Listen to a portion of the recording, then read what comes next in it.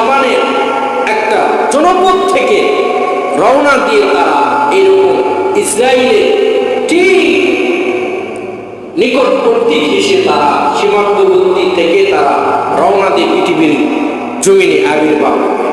এগুলো তো আমরা ইতিহাস জানি না, ইতিহাসে আমরা পড়ার চেষ্টা করি না, ইতিহাস নিয়ে আমাদের গবেষণাও নেই। আমরা শুধু জানি জন্মগ্রহণ করেছি, বিয়ে হবে, বিয়ে বাড়ি খাওয়া দাওয়া হবে, আবার মরে গেলে একবার খাওয়া দাওয়া শেষ, পৃথিবী শেষ।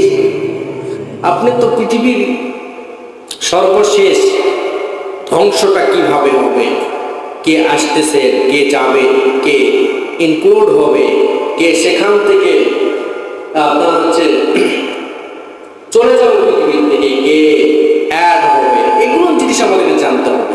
পৃথিবীর শেষ ধ্বংসর লীলা খেলাটা আপনি আমার তো জানা দরকার। কথা বলুন ঠিক কেন?